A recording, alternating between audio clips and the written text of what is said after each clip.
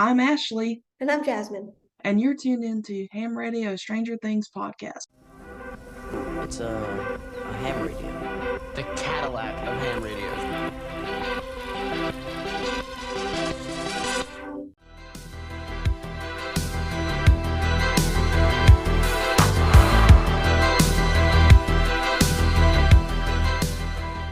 Hello, everyone. Welcome back to yet another episode of Ham Radio as Stranger Things podcast. We've got a great episode for you today as usual, but first, we have a little housekeeping to take care of, and I'm going to turn it over to Jasmin to let you know where you can find us on social media and where you can listen to the podcast. Thanks, Ashley. You can find us on Instagram at Ham Radio Media, all one word, on Twitter at HamThrough, on YouTube at Ham Radio Media, or using our handle HamRadio1983. We also have a Discord you can join, which is linked in the description of this episode. If you have a fan theory or question you want to share, you can email us at hamradiomedia@gmail.com. Ashley also has a fanfic on AO3 entitled Stranger Things College, which is also linked in the description.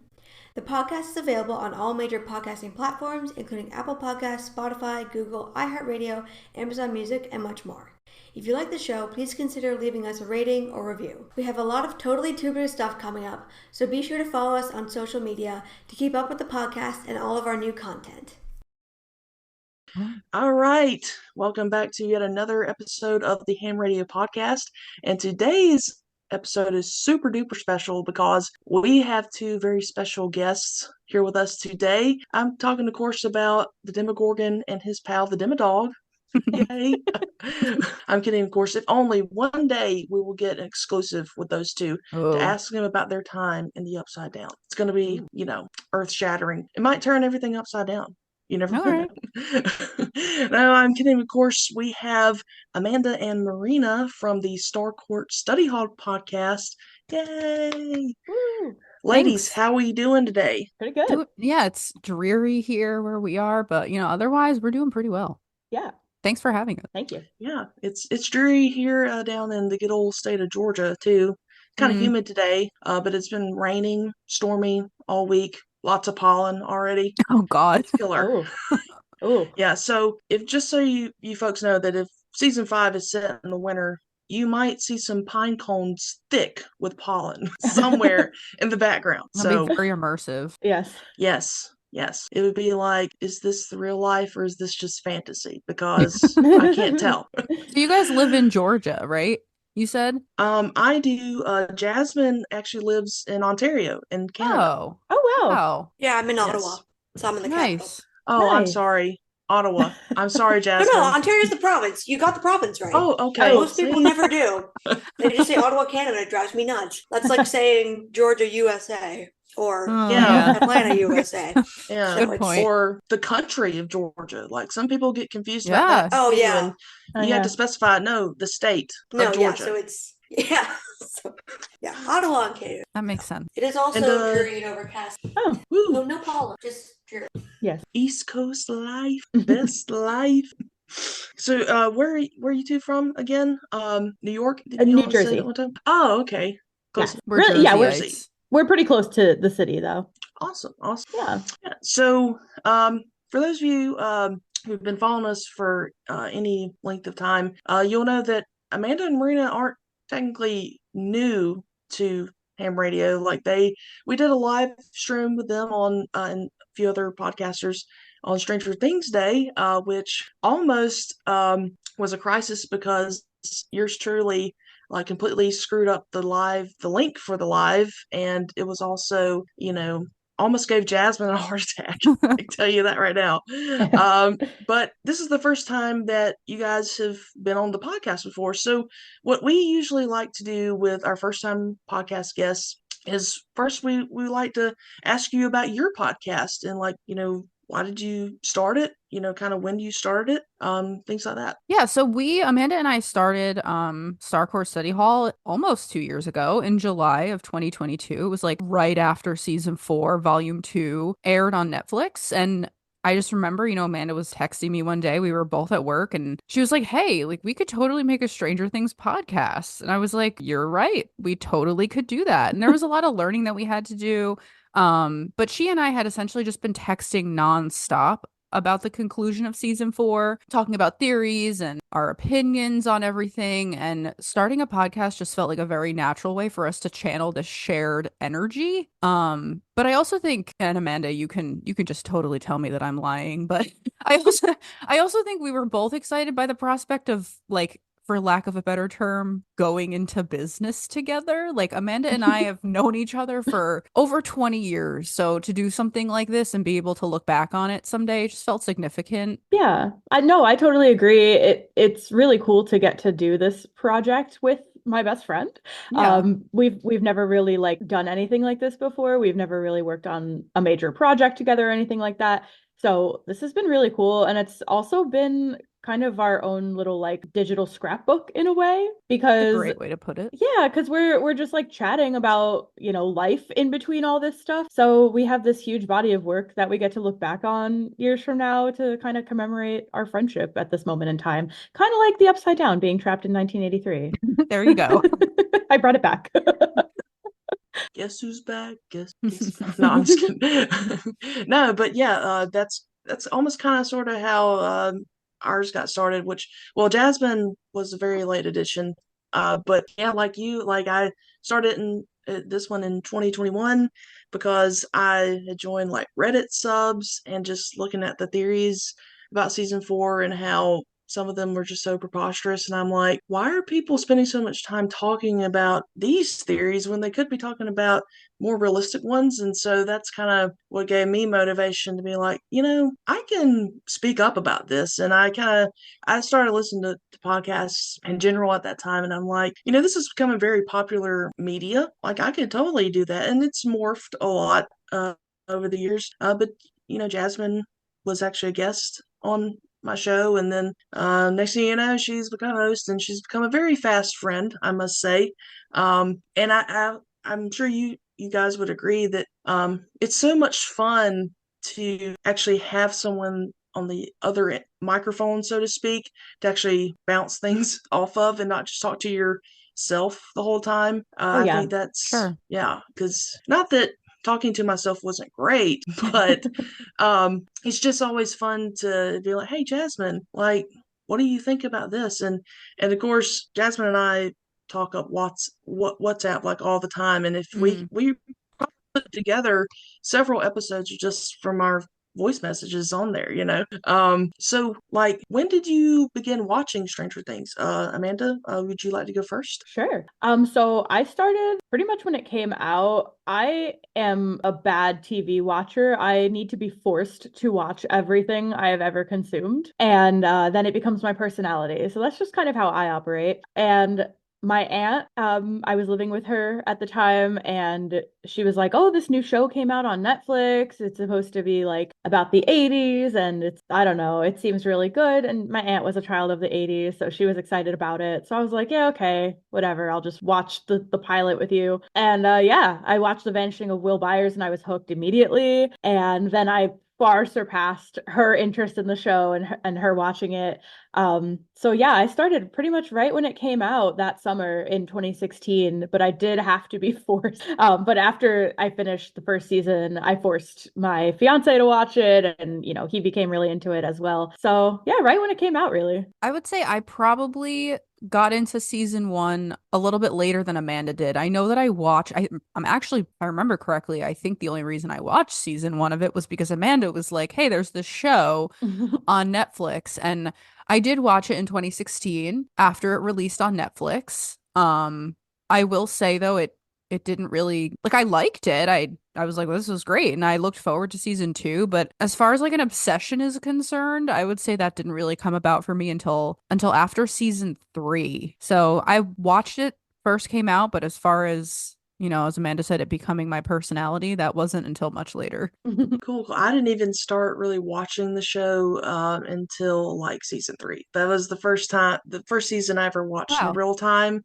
Oh wow. Yeah, like I remember like when season 1 was about to be released, I remember watching the previews and I thought, wow, this looks really weird. I don't know if I would really like that because Yeah.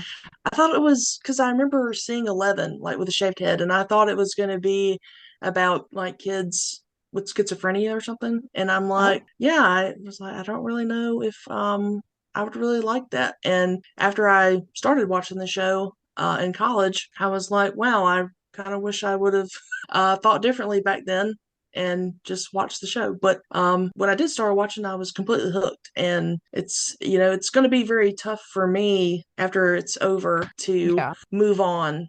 for It's going to sure. hurt. I like choose to not, I actively, if the thought comes into I'm like, I'm not going to think about that. And then I send it away. I don't even want to think about it. Moving on is so hard to do. It is. Definitely It's is. What will right. fill the So void? I know nothing. Nope. Nothing. It's just gone. Gone. That's what it's going to be. Gone. Yep.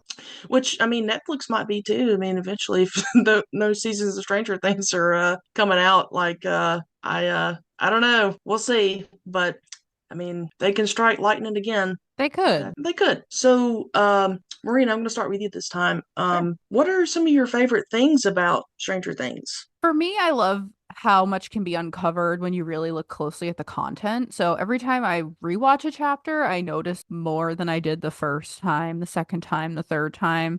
It's very literary, which is something that I appreciate. A lot of literary devices that we've identified, like on our own podcast. It's very up my alley in that way. There's just endless things to discover about it. Also, the score music. I love the actual songs that they choose, but the score is it's just something else for me. Like I can't even describe it. I don't need to be listening to score music in my free time, but I find myself listening to score music in my free time.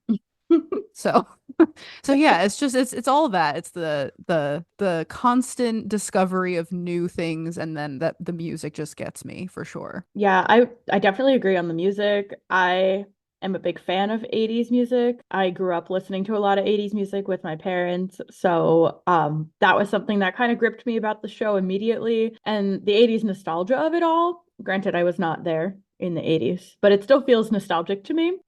I also really love how the show kind of strikes a balance of like fleshing out the relationships and showing us the important narrative stuff, because shows always lose me when they lose sight of the actual narrative and they start focusing in too much on like the personal drama and the relationships. But I think Stranger Things does a great job of this. I was really into the show Manifest when it first came out, but then I felt like they were just like really honing in on all the personal nonsense, and I just was like, I can't deal.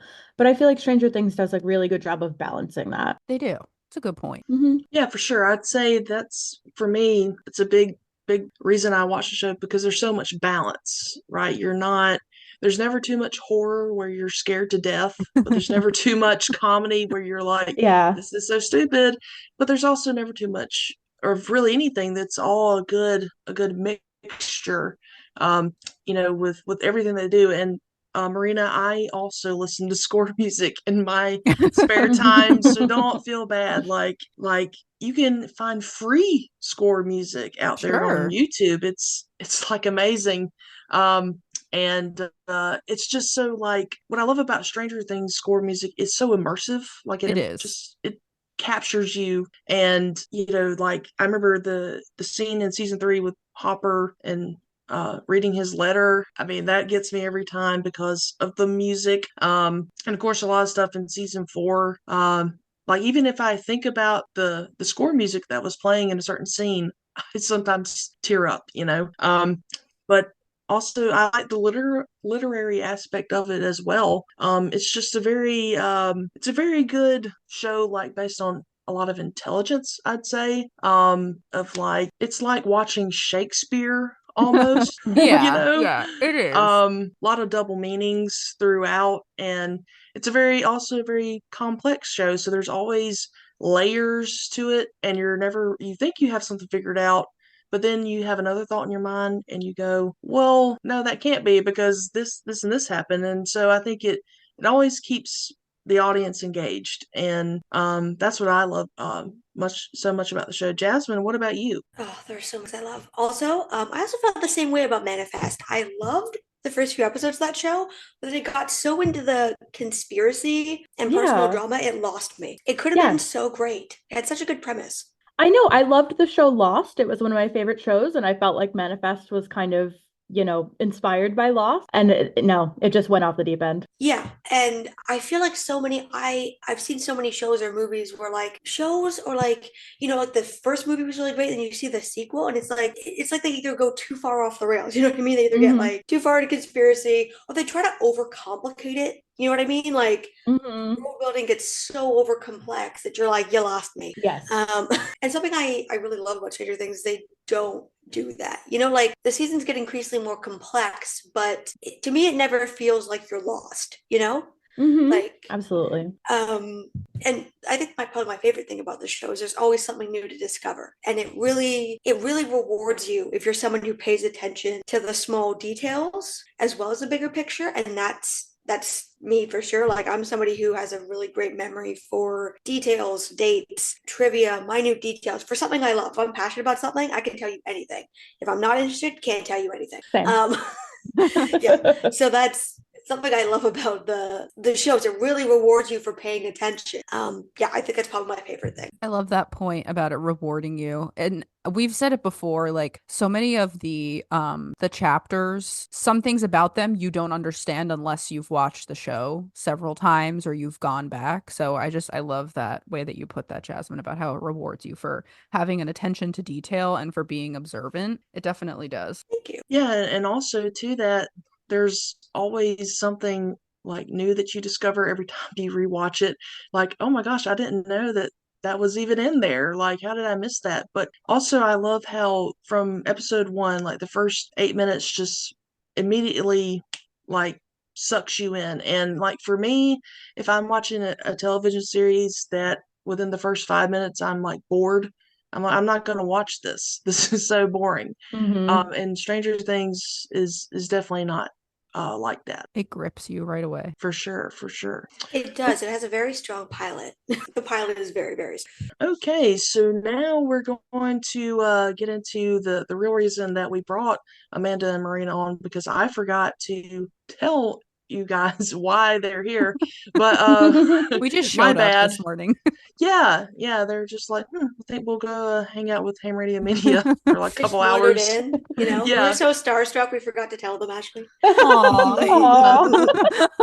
We really were, because since I started listening to you guys' podcast like sometime early last year, I was like, if there's ever a guest that I would be like willing to pay money to get on here, it would be them. Guys, that's and so sweet. It's not that our other guests we've had on aren't great. Like they really are. But I just, I love listening to your show. I always laugh all the time. Like I listen to you guys at work, and sometimes like I work in a cubicle, and so sometimes like my coworkers will look at me laughing, and I know they're just like, what's she laughing about? I'm like, just Amanda and Marina said, bullshit like 5 times, and talked about holes. Yeah. Holes. you can't not do that. Yeah. Or like wondered about a certain part of Vecna's anatomy and oh my god, why it's not there, like those types of things. And so I'm like if I could pay someone to come on, it would probably be them. No, and so pay us. I'm like, I don't want to just I can. I mean, well, now that you mentioned it. No. Oh my god. Like, do you take Venmo or Cash App? No, stop that immediately. Oh my gosh, no, we're so happy to be here. We honestly, like, being invited on another podcast is like kind of wild. I told my family about this morning. I was like, yeah, another podcast asked us to be on. That's crazy. Oh, you told your family? Oh, I did. So great. That's so great. Thank you for sharing that. That's really kind. It's like it's a win-win for both, I feel like, Oh yeah. It really is. That's a great way to put it. Yeah, but I'm like, but if I'm going to get him on here, I don't want to just bring him on here just, for anything. I'm like, they are so detailed, and you can tell like their show is so like thoroughly researched. And I talked to Jasmin about this too, and like that always impresses me. And I feel like if Jasmin and I had more time than we do, like that's what we would be doing more of too, Sure. And so I'm like, if I want to bring him on here, I want it to be at least about something that sounds, like we have college degrees. And um, My and thesis is on the Nina project, if you just didn't know. look, Oh my gosh. I would absolutely, like if I were a psychology major, I would absolutely do a thesis on this, because Jasmin and I have talked about this before. Like sometimes watching with that plot, it feels like you do need a degree in psychology to watch it. I know. Yeah, but so that's I feel like a good segue. Be like, here's what we're talking about. If you haven't picked it up, we're talking about the Nina Project, folks. But not the episode, the Nina Project. No, we're going further. We're diving in to the concept of the Nina Project. So buckle your seatbelts, folks, because this is going to be a very fun episode. Because if you've had a chance to listen to Starcourt Study Hall's episode the recap episode they did on the Nina Project, then you probably know how Amanda and Marina feel about this. And so I'm like, this is the connection because I'm like, I gotta talk about this with them because I feel like we share some of the similar, feelings about it. So I'm gonna stop blabbering, and kind of, turn it more over to you guys a little bit here. And I think the first thing we need to talk about is because I've heard you guys mention this a couple of times on your podcast about a something called a Deus ex machina. I hope I'm saying that right. It's Latin. I took Spanish. You could I was ask not advanced. Amanda to No, repeat that. not me. She really likes to read Latin out loud. I love it so much. Amanda? Actually, this one I think I can say Deus ex machina. Thank you. Okay. Thank you. I had to re-listen a few times to your episode to make sure I understood, like, at least somewhat how to spell it, even though I could have just Googled it, but I had to do it the hard way. But it's okay, because that is something that I've never heard of before, to be honest with you. So I was gonna, wondering if you guys could, tell us what does that mean and how does it relate to Stranger Things? Okay, so let's talk about this. As per the Britannicas, because we are all friends with the Britannicas, a Deus ex machina is Latin, as we know, for God from the machine. And I'm gonna read the definition from the Britannicas so that we're not like making things up over here. So it is a person or thing that appears or is introduced into a situation suddenly and unexpectedly and provides an artificial or contrived solution to an apparently insoluble difficulty. And Ashley, you asked, okay, so that's great. How does this relate to Stranger Things? So the more Amanda and I kind of thought about this, because looking back, I personally feel we've been a bit harsh. Maybe on Nina and her project. I feel just a little bit bad. But the more I thought about this, the more I realized that I think it was less about the concept and more about the delivery. So if we've learned anything throughout Stranger Things, it's that strength is fueled by powerful emotional stimuli, often found in memories. We've seen again and again our characters using memories as power. So, for example, take Max at the end of Dear Billy, right? She is propped up on Vecna's pole. I don't know, get rid of that or something. And propped up there, and she's recalling these memories of Lucas, like, I'm right here, and she's thinking of her and Elle at the mall, and she's recalling memories, and then she channels that energy from those memories to escape Vecna. And then even, season 2, take the advice, as maligned as it is, I guess, take the advice that Kali gives Elle to move the train when they're standing up on that like junkyard area in The Lost Sister. So it is consistent with the show that memories and the emotions associated with them are a type of fuel. And I think if we think of the Nina Project as 11 essentially being hardwired to her memories, aka a power or a fuel source, I can appreciate it. That being said, and again, Amanda, jump in whenever you're feeling like it. I think the physical space of the bunker with the tub is a Deus ex machina. It's less about the concept and more about the execution.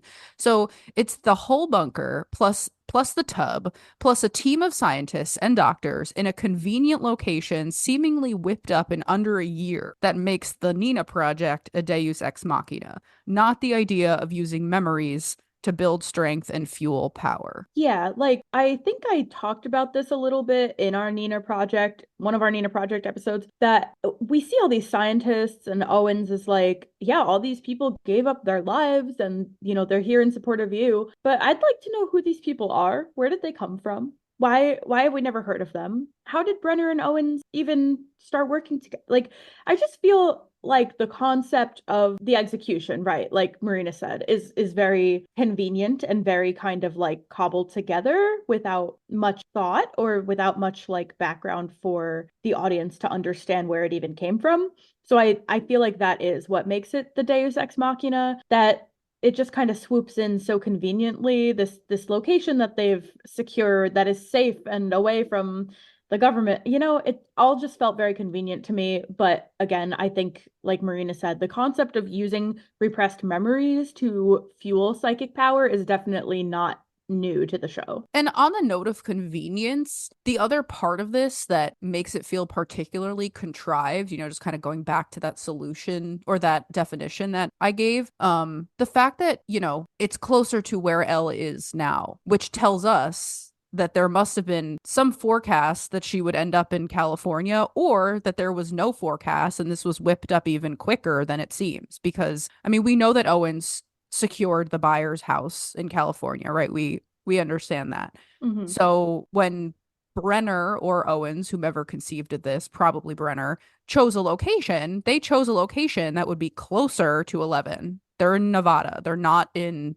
I don't know, Illinois, right? They're not the state over from Indiana. So that to me tells me that this timetable of creating this quote unquote solution to 11 using or losing her powers was even shorter, because you figure the buyers didn't pick up and move until October of 1985. So by March of 1986, okay, when it was like 7 months turnaround that this was established, it's too random, and there was no allusion to anything like it prior, which is also what contributes to the Deus Ex Machina of it all. There kind of is, because there's the use of like the sensory deprivation in there. So I guess that's kind of our reference to concepts prior. But yeah, I still think it's random. See, this is why I wanted you guys on here, because I'm like they'll be able to explain it, where I was just going to like look it up on Wikipedia, try my best. But yeah, like, that's probably one of the biggest questions I have is like, did how long beforehand did Brenner and Owens know? Did they ever know that she was going to lose her powers? Things like that. But like you said, it's very convenient. Location, the device itself, the whole idea of using this, to help her, regain her powers is very, very convenient. And to that, I get you guys kind of touched on it a little bit, but when talking about the Nina Project as a concept, I just, want to ask you, like, what is something that you liked about it? And then what's something that you disliked about it? So I guess would it be easier, quicker? Let's go through what we liked about it first, and then we'll talk a little bit about what we didn't really like about it. I personally liked how it felt. A lot of season 4 feels like this to me, but I personally liked how it felt like a callback to season 1. We see a giant tub again, like we saw in the first season, and that was satisfying. Especially because all of the visuals that we did get of 11 in the bath in season 1 were in flashback format. And then to see a grown-up 11 in chapter 6, the dive, choosing to go into the tub, like you watch her step in, knowing how traumatizing her last experience in something like this was, I thought that was good character development for 11. So I like that about the Nina Project for sure. Also, unpopular opinion, but I personally liked the return of Brenner. It felt like a loose end to me, and I'm glad it was tied up. And I'm glad that 11 got some actual closure. I'm also glad that they didn't backpedal on his questionable morals. I like that they reinforced his villainy, and they gave him the Billy treatment, where they showed us the complicated spectrum of his ethics, but ultimately he was still terrible. So I also like the Brenner of the Nina Project as well. I was gonna say one of the biggest things I liked about the Nina Project is seeing Elle taking her agency back, but you did kind of cover that. But there is something really special about that, seeing this room full of scientists who are like in awe of her, and not in the same way that they were in Hawkins' lab. It's a little different somehow. It's like they're looking at her more like, oh God, like this is our hero. Like this is the person who's going to come save us versus looking at her like an experiment. And I like that part of it because I think it's just like a different vibe. Like she's back in kind of this lab setting, but it's just different. And she does kind of gain that agency back. And it's like, in a way, even though it does end up being kind of like a traumatizing experience, it's also an empowering experience for her. Like she leaves that bunker stronger than she ever has been. And not just like physically or psychically, but I think her just constitution, like her idea of herself is stronger than it's ever been. She really gains a lot of identity while in there. I think it really helps her solidify who she is, even outside of her powers. Like giving her this insight into her past and the choices that she made even as a little kid, I think really helps her solidify who she is. As far as what I didn't like, I mean, I think you all know what I didn't like about it. I've probably made that clear. But I don't know. I go back and forth on the inclusion of Brenner. Like, I do get why he was there. But at the same time, I don't know if we needed to re-traumatize Elle with his presence. But I don't know. There's just like, there's choices that were made with his character that I'm like, why did we need to do this to poor Eleven again? But I do get why he was there. So if there's one thing that is good about his reappearance in this chapter, it is that we get to see him officially die a few chapters later. This is great. It's what I look forward to. I know you absolutely hate that scene. I do too. I hate it. Like, just watching it is very tough, but knowing that he's dead is very nice. And I mean, on the topic of like Elle's agency and her independence, I do wonder, how much of what she went through in Nina shaped how she responded to his death in Papa. Like, would she have responded to that differently? How did her experience reliving all of those memories, yes, perhaps being re-traumatized, contribute to how she reacts to him when he's dying? Like, did she feel less forgiveness to him because of what was revealed in the Nina project to her about how he treated Henry and then ultimately what happened with Henry? I think it has its place. Yeah, I think too, like having the trauma from him fresh in her mind as opposed to like having all those years of distance, how did that change how she reacted? So, Nina has its merit. Jasmin, what about you? Honestly, I do not have strong feelings about the Nina project. Like, Ashley will bring up these like great points and these great theories, and I'm like, you are so right about that. But it's not something. I think there's other parts of the show where I'm like, I could talk about it for 24 hours. Versus the Nina project, so I'll just start with that. I will say that something I've been noticing as I've rewatched is that there's stuff that came up in season 4 that I think on my first watch kind of felt like it came out of nowhere. But as I've been rewatching season 4 and the previous seasons, I've started to notice that there are breadcrumbs. So for example, like you talk about getting closure on whether Brenner was actually alive or dead. He's presumed dead, at the end of season 1. And then the Lost Sister, when they go to that guy's house, that guy's talking about how Brenner is still alive. And then we don't really get any follow-up on that in season 3, but then season 4, he turns out to be alive. So, and then of course dies. So I have started noticing there are more breadcrumbs to some of the stuff that comes up in season 4. It's not totally out of left field. But I will say, I think something I noticed is that because I think there was such a long period of time between seasons 3 and 4, and of course that wasn't their fault, there's stuff that feels like it comes out of left field in this season. I think would not have felt that way had it been able to be released like when it was originally planned, that makes sense. So I will kind of give them credit for that, because I feel like that's more of a time thing. Like, had it come out on time, I feel like it would not have maybe felt that way in the kind of the same vein. Like, there's stuff about other characters like Steve or Nancy or Jonathan where I'm like, some of that felt like it was out of left field, but as I've been rewatching, I'm like, oh, there's stuff about this at the end of season 3 I didn't even catch the first time. Oh, okay. So I mean, credit where credit's due.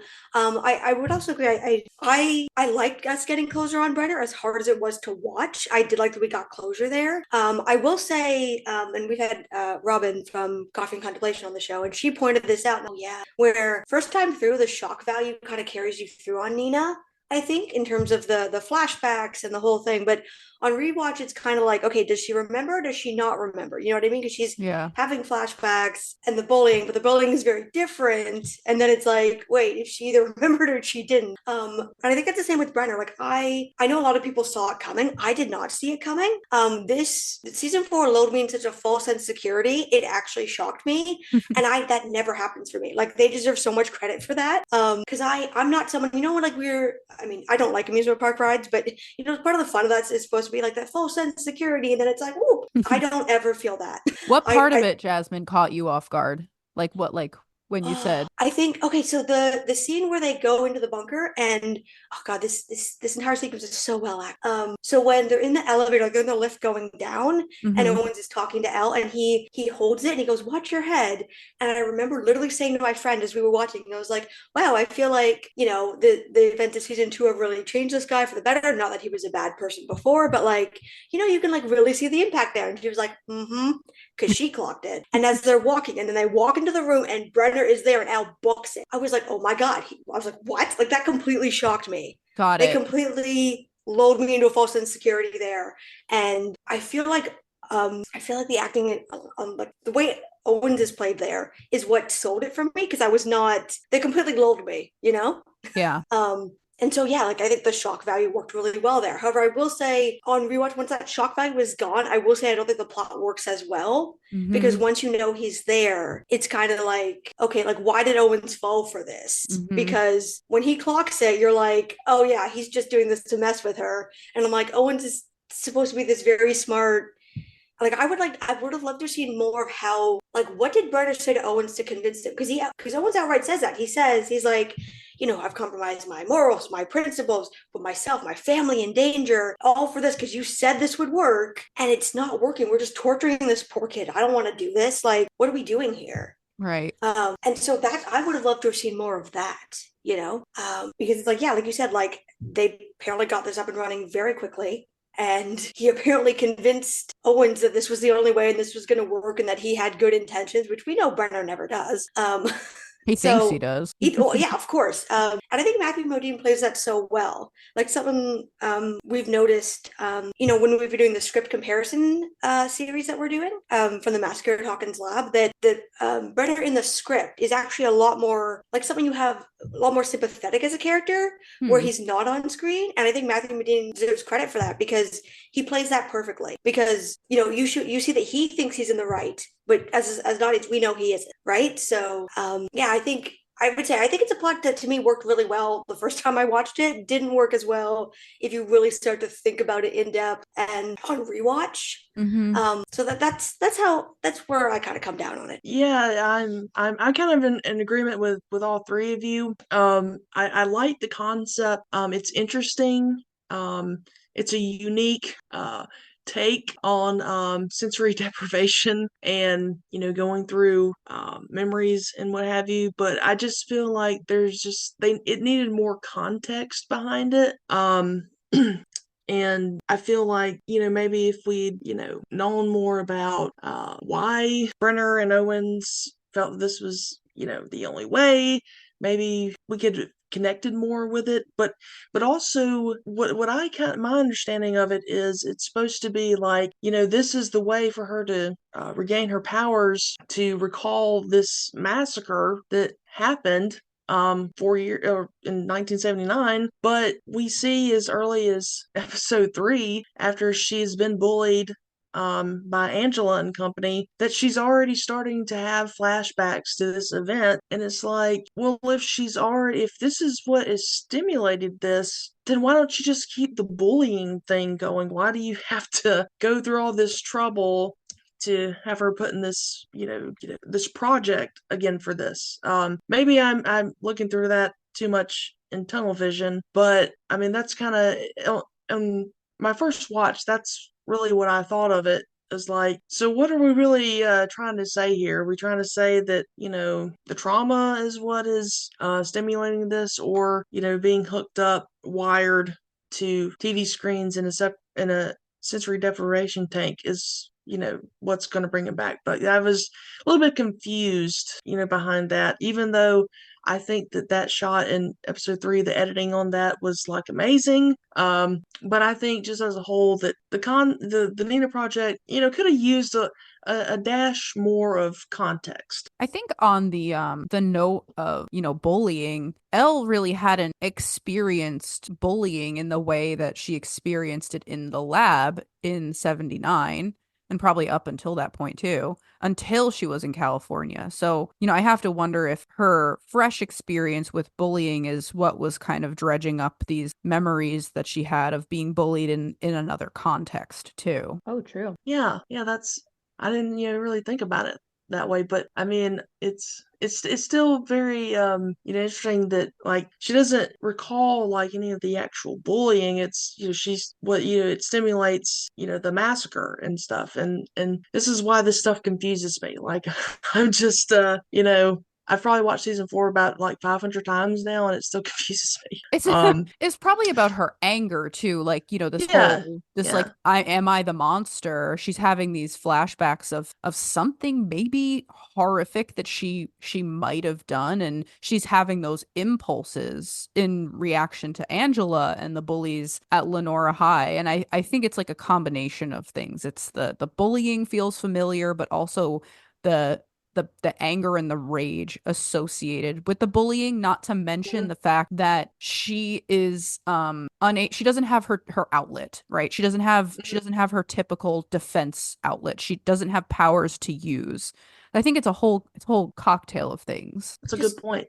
That's a really good point. I haven't thought about it like that. It's such a good point, though. Just Marina, just now that you've said that, I'm just thinking, like, with that in mind, is it like I feel like she's maybe feeling like the residual feeling of it, but not the actual memory? Mm-hmm. You know how they say with trauma, where you can, for years afterwards, people will, even if they, for example, like trauma in childhood, like even if you don't remember what happened, your brain has protected you, your body still feels it. Mm-hmm. And how people can have things and they don't know why. And then years later it comes up, or they're going through therapy or stuff comes out. They're like, oh, that's why I don't want to do this. This is why I have a reaction to it, because this thing happened. Your brain protects you from the memory, but your body doesn't forget. So I wonder if that's kind of part of it. It's bringing that up and she doesn't know why. I also feel like it was kind of loosey-goosey left up to us as an audience to be like, is Elle actually remembering the flashbacks, or is we the audience just supposed to be seeing it? Because my original interpretation was we're supposed to be, she's actually experiencing the flashbacks, but I don't know.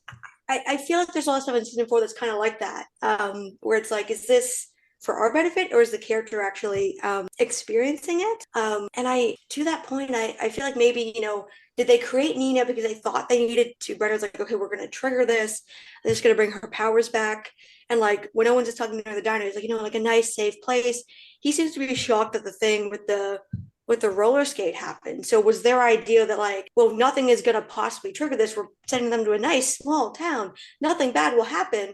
Nothing is going to trigger this. And then it got triggered because she was being bullied, which they had not counted on. I mean, I don't think Brenner cared either way, but I wonder if maybe that was Owen's thing. He's like, we have to trigger this thing, or this has to work. Like we're trying to trigger something to get her moved to get her to regain these powers, but that was already being triggered and they were unaware that it was already being triggered because of her experience in California. So, I mean, that brings up the question of, had she just remained in California, would they eventually pushed her so far that she snapped and her powers like came back to her, like, would she have actually killed somebody? Which would have been worse. Like as angry as Elle was, as much as Angela and her friends deserve everything horrible in life, obviously.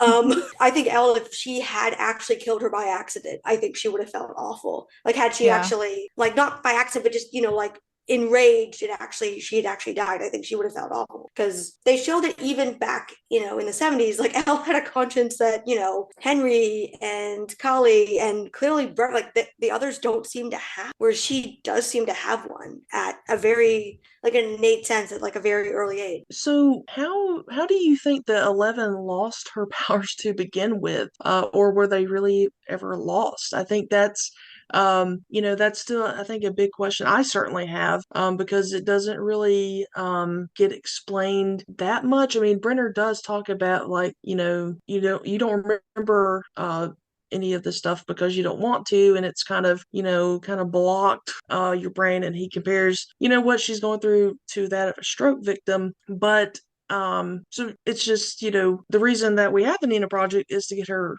powers back. But how did she lose them to begin with, do you think? So I really like this question. I like that you asked, were they ever really lost? Because it seems like we were kind of saying in the previous discussion that it kind of seems like she is able to access them as soon as she gets to the bunker and she gets angry. And she's running away from the actual tub, and she kind of like throws all the guards with her powers. So they're there. But yeah, it seems like it kind of happens when she's afraid or feeling any sort of like intense negative emotion. So I always assumed that the answer to this question was yes, she did lose her powers, because of what Henry says, I believe in the piggyback, that the plot of season 3 was essentially to steal Elle's powers to open gates. But also we're pretty sure he's an unreliable narrator, so who knows? But it kind of seems like that was his intention, to create this monster that would be able to steal Elle's powers away from her. So I guess that's how they were taken. But it also seems weird that would be how they're taken when the whole premise of Nina is Brenner basically saying due to a traumatic event, like almost referring to it as like psychological trauma, that's going to end up taking away the powers. But in this case, it was like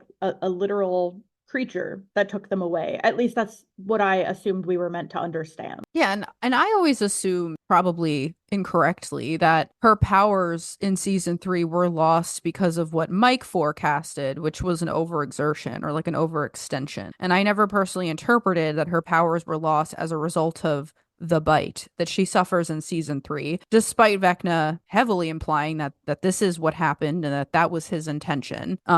Yeah, she rips apart the skin spider in Hopper's cabin. The tendril crawls up into her leg, and then from there, she's got no powers. So I guess it could be interpreted as like a sort of siphoning of her life force, maybe like a parasite. But I just find it so odd. Like, this tendril spent a couple of hours in Elle's shin and then just like faxed her powers to the hive. Like, I don't know why her shin is a port for her powers. I also Right. think, like, to Amanda's point, the implication here now is that that her powers are somewhat physical and that they can be removed. And we know, that little tendril was squashed, right, by Hopper's boot. Like, Elle uses her powers to remove the tendril. She has them up until that point to remove the tendril. She tells Jonathan, she's like, listen, man, I'll just do it, okay?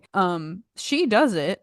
And then it's from that point on that she has no powers. Hopper squashes it. So it's not like the tendril reported back, right? He didn't like go back to the Upside Down and deliver the power. So I have to assume this was some kind of hive mind thing, maybe. Yeah, sounds right. I guess so.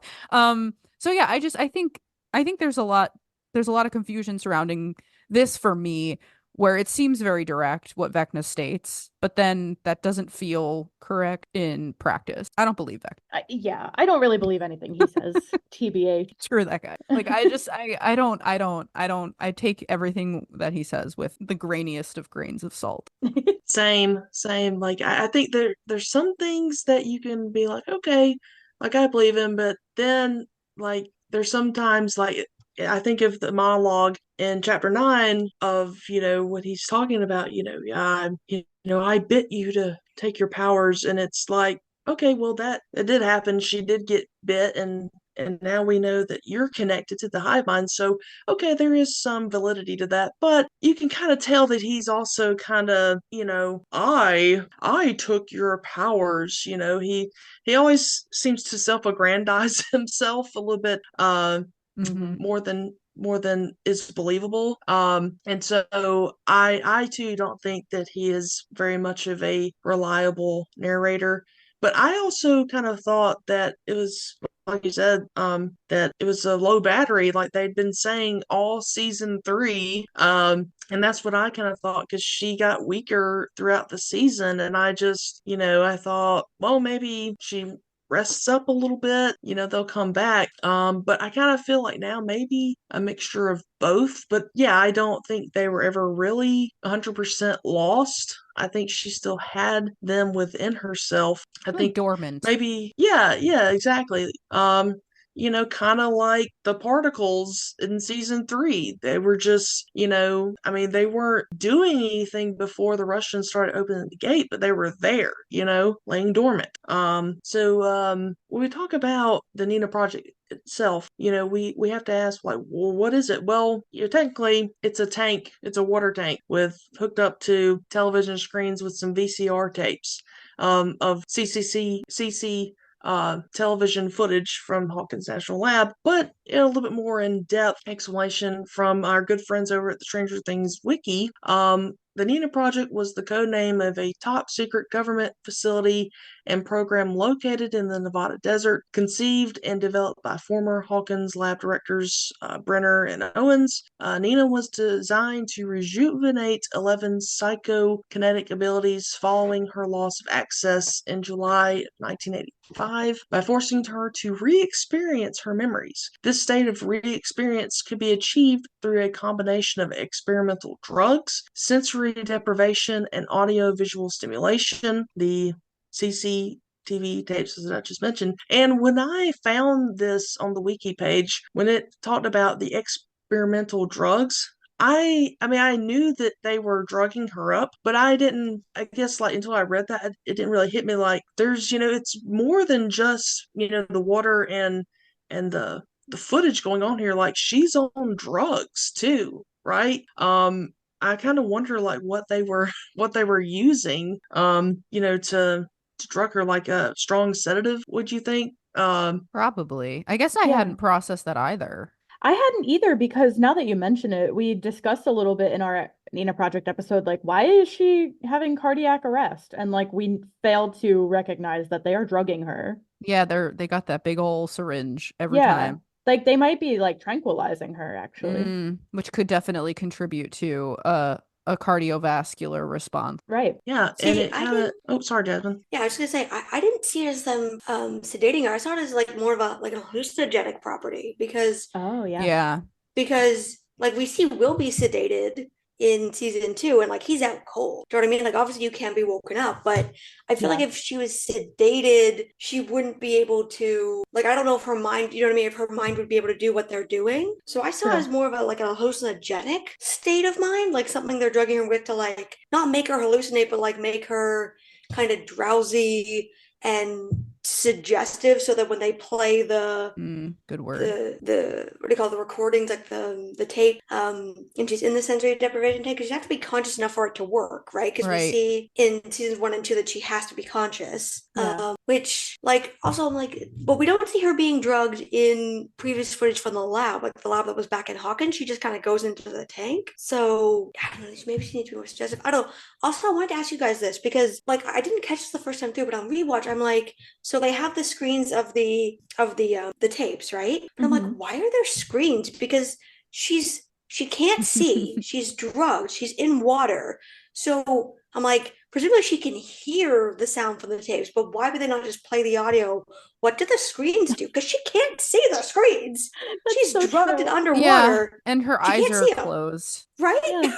I Yeah. mean, I think, like, and again, I don't know the answer to this, but Jasmine, just to use a word that you just used, like, I think the power of suggestion is really an important piece of this, especially if there's like a hallucinogenic component. I mean, and again, like, just because she's being sedated doesn't mean she's knocked out like Will was. Like, she doesn't have to be tranquilized, but it's definitely like this, almost like when you go to the dentist, right? And they don't fully put you under, they just put you in like a twilight. Yeah. But the power of suggestion, like showing her those visuals prior to that twilight, I wonder if that's what the TV screens are for. But you're absolutely right. Her eyes are closed, so she's not watching. Yeah. I didn't even think about that. That's funny. Yeah, me neither. And I always kind of wondered, like, was she like hooked up to the TVs? And I don't really know how it would get inside her noggin. And you can't really, like, all you see is she's just floating. But yeah, I feel like, maybe because we see, I can't remember which of the episodes it is. I think either 5 or 6 when she's about to go in again, and you can tell like she looks sleepy, but she's not like knocked out at that point. Like she was able to walk inside the tank, but before they close it, well, after they close it, you can see that she can see what's on the screens, and then she goes to sleep, or she starts to nod off or whatever. So I do wonder if that's what's happening, of like the drugs are assisting this process. Very possible. I had like I said, we haven't talked about that. We really haven't. I mean, we haven't gotten to the dive yet. But she's been drugged a number of times at this point, and we haven't discussed how that could also contribute to maybe how deep she's falling into these memories. I mean, she's fully in them, especially in that first one when she's running around in a circle. Like, she thinks that's real until she notices just things in the environment that are slightly off to tip her off that this is not real. So I appreciate this conversation about the drug component, because we had not thought of this at all. Yeah. I will also say I've seen other people comment on this on like right after season 4 came out. I saw people commenting that they're like, if it is about the power of suggestion, like obviously we know that this, Brenner's part of it is just to mess with her and, regain control, right? But I saw some people comment online that, they're like, okay, this is really about the power of suggestion, right? And getting her to go back to a place and move beyond it. They're like, for all the stuff that Brenner says to Owens, like, I feel like Joyce would be so much better than that. Like, if it's really about the power of suggestion, put her with, obviously Brenner would never do this, but like, hypothetically, put her with people she feels safe with who can guide her through this. Like, if it's really about the power of suggestion and putting her in that state, put her with people who can like guide her through this. If it really is like already within her, you know what I mean? Like, would that not have been better and faster? Because they go through this whole traumatizing process to apparently get to a place that was always in her. You know what I mean? Like, she could have done, like, clearly she needed assistance, but like, and something I did like about that storyline is when Owens realizes this, he's like, are you just doing this to mess with her? Is any of this necessary? Like, because Brenner is apparently convinced him they've got all these scientists working around the clock, but was any of that really necessary? Could they have not just put her in a kiddie pool and like had Joyce and Hopper sit with her? Like, do you know what I mean? Like, would that have worked just as well if it's all about just gone to yoga? She got to yoga. And I don't know, done some goat yoga.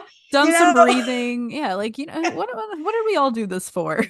I mean, she spent enough time that she could have just hung out in the pizza van, gotten to contact high, and just done some goat yoga, and she would have been fine. Wow. Yes. I love the idea, though, of like making it less toxic and introducing people in her life who, and again, this is all going to go back to what feeds you. Are you fed by negativity or are you fed by positivity? And it had to be like, part of it was Brenner, being a jerk, but I think the other thing that's a component here is the urgency. All right, well, he's awake over there in that other dimension, and Elle's the only one who can handle him, and she doesn't got her powers, so we don't have any time to waste anymore. So I think there's definitely an urgency component.